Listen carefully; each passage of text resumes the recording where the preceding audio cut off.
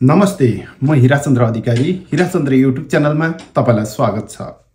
तपाई आफ्नै भोइसमा भिडियो बनाउनुहुन्छ तर तपाईलाई भिडियो एडिट गर्न आउँदैन भने यो भिडियो हेर्नु होला। जसलाई कति पनि भिडियो एडिट गर्न आउँदैन उहाँहरूको लागि मैले यो भिडियो बनाएको छु। सबैभन्दा पहिले मोबाइलमा रहेको प्ले स्टोरमा क्लिक गर्नुहोस्। यदि तपाई आइफोन युजर हुनुहुन्छ भने एप स्टोरमा जानुहोस्। सर्च बारमा क्यापकट टाइप गरी सर्च गर्नुहोस्। मैले क्यापकट एप्सलाई पहिले नै डाउनलोड गरेको हुँदा यहाँ ओपन देखाएको छ। तपाईले डाउनलोड गर्नुभएको छैन भने डाउनलोड गर्नुहोस् र ओपनमा क्लिक गर्नुहोस्। त्यसपछि न्यू प्रोजेक्टमा क्लिक गर्नुहोस्।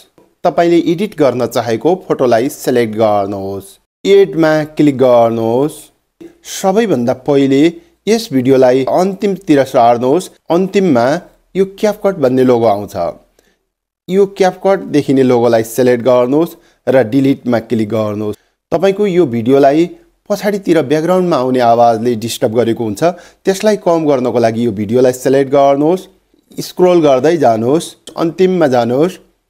रिड्यु नोइसमा सिलेक्ट गर्नुहोस्। रिड्यु नोइसलाई सिलेक्ट गर्नुहोस्। अब हाम्रो ब्याकग्राउन्डमा आइरहेको नोइज पनि कम भइसकेको छ। भिडियोमा काम नलाग्ने रेकर्ड भएका भागहरूलाई हटाउनको लागि हेर्नुस् त यो सुरुमा खाली छ, बोलिएकै छैन।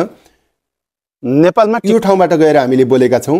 यो ठाउँबाट आवाज सुरु भएको छ। यो भन्दा अगाडि अनावश्यक रूपमा रेकर्ड भएको छ। कुन भागदेखि हामी हटाउन चाहन्छौं त्यो भागमा गएर सिलेक्ट गर्ने अनि स्प्लिटमा क्लिक गर्नुहोस्। जुन भागलाई हटाउनु पर्ने हो त्यो भागलाई टच गर्नुहोस् र डिलिट बटनमा क्लिक गर्नुहोस्। यो बीचमा पनि केही खाली छ। यसलाई हटाउनको लागि तपाईले यसरी सिलेक्ट गर्नुहोस्। यो भागभन्दा पछाडि बोलिएको छ, यसमा स्प्लिट गर्नुहोस् र यो बीचमा नबोलेको भागलाई हामीले हटाउन गइरहेका छौं। यो ठाउँबाट यसरी सिलेक्ट गर्नुहोस्।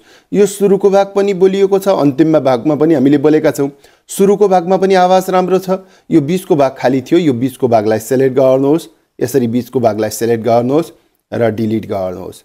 अब हाम्रो यो भिडियोमा नेपालमा टिकटक कोइन कसरी एक्सचेन्ज गर्ने त्यसको लागि क्लियर भएको छ। तर यसमा अनुहार अलि अँध्यारो भएको छ। यसलाई पनि अलि केही एडिट गरेर म तपाईहरुलाई देखाउँदै छु। यसमा जुन अनुहार छ कुनै एउटा भागलाई यसरी सिलेक्ट गर्नुहोस्। स्क्रोल गर्दै जानुहोस्। रिटचमा क्लिक गर्नुहोस्। हामी फेसमा एडिट गर्न गइरहेका छौं। फेसमा सिलेक्ट गर्नुहोस्। यहाँ तपाईले स्मुथ कति राख्ने, यो अनुहारलाई अलिकति चम्किलो बनाउनु पर्ने छ। यसरी सारेर तपाईको आफ्नो आवश्यकता अनुसार यसरी सार्दै जानुस्। हेर्नुस् त कति परिवर्तन आइसकेको छ। ओके, मैले 70 राखे। त्यसपछि व्हाइट टिथमा जानुस्। यो व्हाइट टिथलाई पनि दानलाई अलि सेतो बनाउन चाहनुहुन्छ भने यसलाई पनि अलि अगाडि सारेर मैले 67 मा राखे। स्माइल लाइन नोजहरु कस्तो देखाउन चाहनुहुन्छ यसलाई पनि बढाएर अलिकति राम्रो देखाउन सकिन्छ।